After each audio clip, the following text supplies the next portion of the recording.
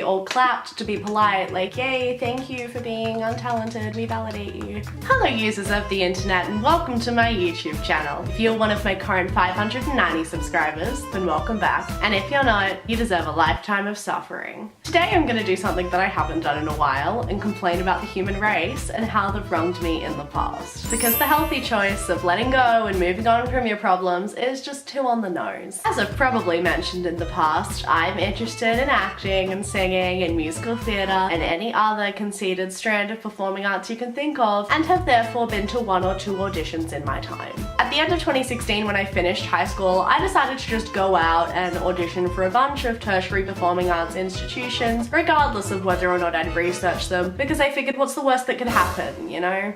It's a few hours of your life, you have no obligation to go there, just go out there and give it a crack. Which is what I did. Some of my auditions went really well, but others were not as successful. And by others, I mean one. And by successful, I mean remotely normal. So one of the schools I auditioned for, which shall remain nameless because I aim to uphold complete anonymity, was recommended to me by a few people, and they said despite it not having the best reputation, that they thought that I would learn something and enjoy my experience if I were to go there. Spoiler alert, they thought wrong. So the audition, which in total probably went for about 6 hours, started with a dance portion. The uni's dance department head ran it and everything was fairly standard, except for the fact that she'd make a few comments like, if you haven't had any dance experience, that's okay. In fact, they preferred it because you wouldn't have picked up any bad habits. She even elaborated and said that she wanted people fresh with no training because then she could teach them the way that she wanted to. Obviously, I was like, well,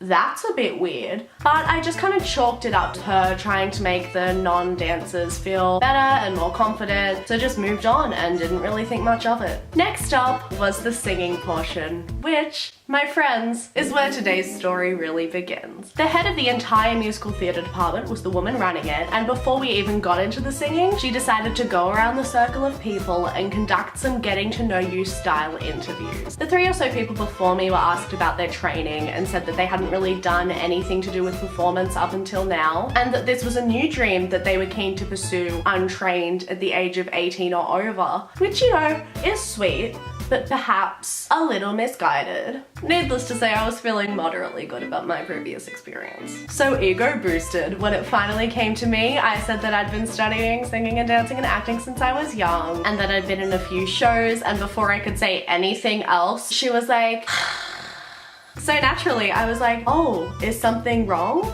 And she said, well, here at this tertiary performing arts school, which I will not name for fear of being sued for defamation, we don't like you to have had any performance experience. Because that means you would have had exposure to a method that isn't ours. And mentally, I was like, what does that mean? I don't know about you, but I was getting definite cult vibes. I think because I was asking questions, she was getting increasingly annoyed, so eventually was like, what subjects did you do in high school? Which, first of all, is a weird question for a performing arts school that does not require an ATAR for admittance. But nevertheless, I answered and said that I did drama and music and extension to English, and before I could finish, she was like, oh, you're not smart, are you? I mean, thank you, but also what? I just laughed because what other response would a human have to that super weird patronizing question? But turns out she was serious. She was then like, because I find that smart people often don't do well in the performing arts. They're overly analytical and inquisitive, which isn't always helpful. I'm just sitting there, literally gobsmacked. Like, is this an elaborate practical joke? Eventually, after an unnecessarily long amount of time, we got into the actual singing.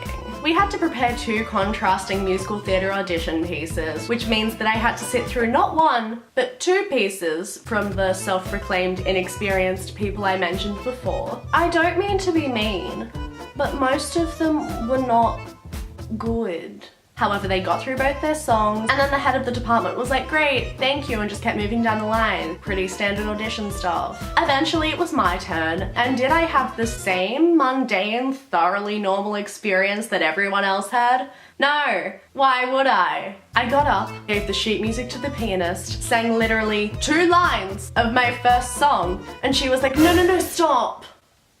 I was taken aback. She told me that performance-wise I was doing too much, which, you know, isn't a note that I'd been given before, but I was like, fair. I'm open to constructive criticism. And then she was like, I don't want you to perform.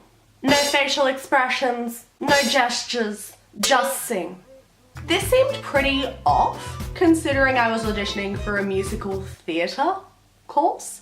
But I listened. The pianist started playing the intro, I sang the first 2 lines and did literally nothing like she asked, and she stopped me once again and was like, no, not enough. Madam, what do you mean? It's one thing to cut someone off in their audition before they've even gotten into the piece, but to do that not once, but twice, and offer conflicting advice. If I'm proved wrong and there is a God, they were most certainly testing me in this moment. She didn't even give me a chance to apply her terrible feedback because she was like, okay, next song, after I'd literally sung 2 lines twice. But anyway, I moved on, I started my second song, and I kid you not, 2 lines in, she did literally the same thing again. She was like, stop, no, you're acting sad. Don't give away the emotion of the song. If it's a sad song, smile. And vice versa. That's our job as performers. To this day, that is some of the worst advice I have ever gotten. How is it the job of a performer to find out the emotion of a character that is being expressed through song and then be like, okay, no, I'm gonna do the complete opposite. Thanks so much. I think at this point she could tell I was frustrated because I'm not the most subtle of humans. She was like, Annabelle, you have a lovely voice. And I was like, yes. Finally, a breakthrough, I did something right.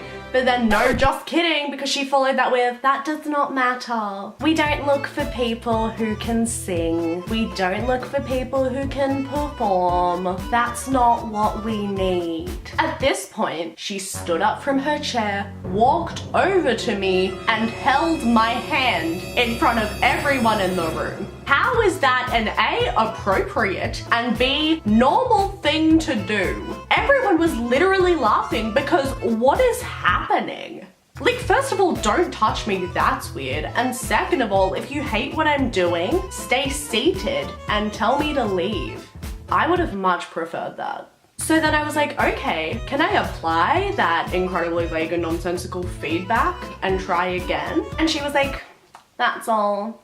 Thank you. You hear all the time about cutthroat industry auditions, and if I ever encounter them in my future, I'd be like, okay, yeah, that's rude, but not unexpected. But this university is literally nothing. It is nothing. So stop it. Get over yourself, fam. What made it even worse is that when I sat down, she continued going through the people in the line and finished off everyone else's auditions completely normally. At this point, I was like, I give up.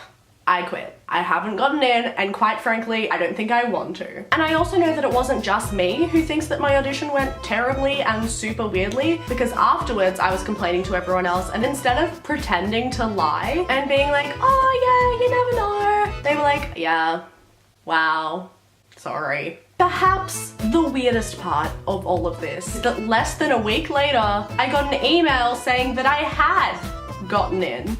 How? What? Why? All of these are questions that I will never know the answer to. But needless to say, it ended up not working out, and the moral of the story is to make informed decisions when it comes to choosing where to and where to not audition. So, lesson learned. And that's all I have for you. If you enjoyed this long-winded, probably conceited, ranty tale about my University Performing Arts School audition, then please thumbs up and subscribe. And if you absolutely hated it and think that I'm in the wrong, then do it anyway. And I'll see you next time. Thank you so much for watching. Bye!